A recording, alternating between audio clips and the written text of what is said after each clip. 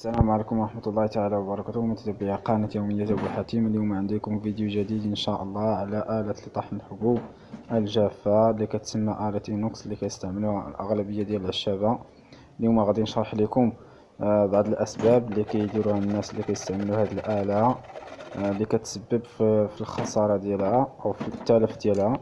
منها البوبيناج، حرق البوبيناج، ومنها اللورما، التلف ديال اللورما. اليوم غادي شتي دابا راه هاد الآلة دابا راه فيها ديفو ديال اللورما. بعض الناس كيقولوا لك بان واش كدير ليها الزيت، واش كتكريسها؟ لا، ما كتكريسهاش. هادي كدير ليها اللورما الاصليه ديالها من عندهم. الاسباب اللي كتسبب من التلف ديال اللورما كنشدو كنعمرو سميتو كنعمرو هادي حتى الفوق، وقاعد نسدوها كنعمروها بالعشبة بحال دابا الحنة ولا شي حاجة بغينا نطحنوها كنعمروها بزاف. داك الضغط كيتسبب في التلف ديال البوبيناج وفي التلف ديال اللورما. كنصح الاغلبيه ديال الناس اللي كيستعملوا هاد الاله ما يعمروهاش حتى الفوق، تقريبا يعمروا حتى النيفو ديال النص ديالها ويسدوها بلاطاي، ومنها بدا يحتفظ على الآلة وما يخليش فيها داك الأوساخ. بقى يغسلها، يعني ما تغسلها بالماء إلا لحقتي على ماء، حيت هي ما كتغسلش بالماء أصلا، هي ما كتغسلش بالماء. دابا راه دخلنا باش نحلو اللورما فيها ديفو في اللورما. وكنصح الناس اللي كيستعملوا هاد الآلة ما إلا غادي يغسلوها يمسحوها بالشيتا أو بشي بونج، وما يغسلوهاش بالماء، حيت إلا غسلتيها بالماء راه كيتخليها الماء، ما عندهاش هي جي جلدة كتحبس لك الماء. وهادي دابا راه فيها ديفو ديال اللورما، واللورما راه ما كتزيد. ما يقولك شي واحد بان كتزيد اللورما السبب ديالها باش خسرات، بانه هاد السيد راه كيعمرها بالعشبه، كيعمرها بالحنه حتى للفوق وكيسد عليها. داك لا فورس ديال العشبه ديال الحنه ما يقدش الدينامو باش يدورها، وكيتسبب حتى في حرق البوبيناج. كنتمنى هذا الفيديو ينال الاعجاب ديالكم، وإلا عجبكم الفيديو بارطاجيوه مع صحابكم اللي تعم الفائده، وديريجيهم الصفحه ليصلكم الجديد ان شاء الله. ودابا غادي ننتقلوا باش نبدلوا اللورما القديمه بالجديده ان شاء الله. والنمره ديال اللورما راه 6202. والنصيحه عندي الى هذا بادر غادي نبدل ليها حتى للشاربونات. ولا بدل لقاهم خاسرين، هذا راه لقيت ليها لي شاربونه خاسره وغادي نبدلهم ليها، حيت داك كيما قلت لكم لا فورس ديال الحنه هو اللي كيتسبب في التلف ديال الشاربونه، وكيتسبب في التلف ديال البوبيناج ولورما.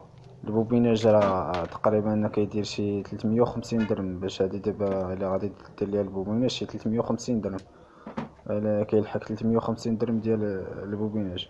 وكنصح الناس اللي كيستعملوا هاد الآلة ما يطيحوش في هاد الأخطاء.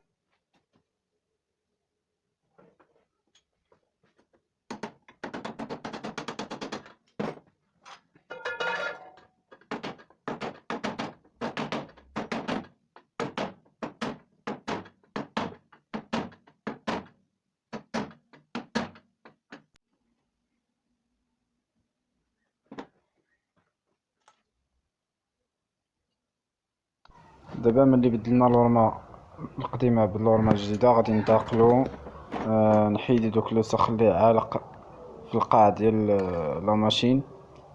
وهذا خطأ كبير عاوتاني كيديروه الناس، ما كيديروا العشابه. كنصحهم بانه الى ساليتي منها نقيها كيما هي باش تبقى ديما نقيه، باش الا بديت تطحن فيها شي حاجه كتبقى ديما نقيه، ما تبقاش تراكم فيها. دابا الحله دابا الا طحنتي فيها شي عشبه ولا شي حاجه كتكون سخونه وكتلصق لك في القاع، غير كتبرد كتلصق لك في القاع وما كتقدش تحيدها.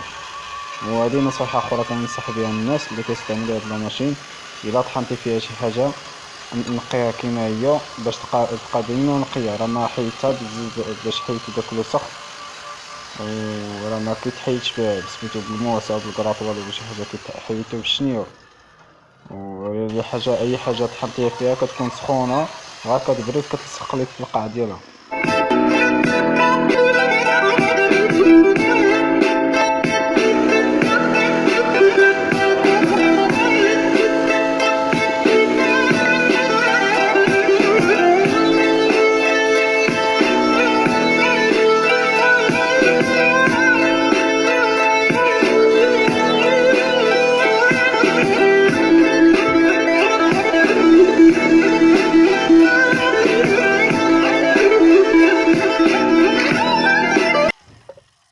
دابا غادي ننتقلو نحيدو الشربونة، نحيدو الشربونة القديمة بالشربونة الجديدة باش تكون الخدمة نقية.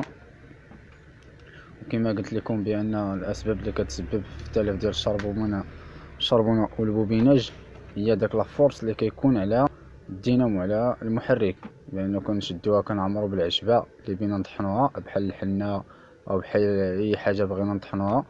الحبوب الجافة اللي بغينا نطحنوها هي اللي كتسبب لينا في التلف ديال البوبيناج والتلف ديال الشربونة والتلف ديال لورما. ودابا كما قلت لكم كتشوفوا بان هذا البوبيناج الشربونة فيها التلف خاسرة، فيها شي ضرابي الا خليناها غادي تخرج لينا على البوبيناج من الداخل. وغادي نحيدوها نبدلوها بشربونة جديدة اللي حاجة اللي شربونة تكون ديروجين، تقريبا الثمن ديالها كيلحق 60 درهم، حاجة نقية 60 درهم. كاينين ديال 20 درهم ما كتصلحش، الحاجة المخيرة فيها كدير تقريبا 60 درهم. وكنتمنى يعجبكم هذا الفيديو وتستافدوا من هذه النصائح اللي قلت لكم باش ما تطيحوا في الاخطاء. وكنشكركم بزاف على المتابعه ديالكم للقناه يوميات ابو حتيم.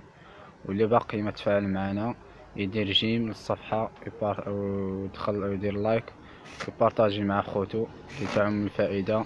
والسلام عليكم ورحمه الله تعالى وبركاته. معكم اخوكم ابو حتيم، وكنتمنى لكم التوفيق ان شاء الله ومسيره موفقه للجميع ان شاء الله.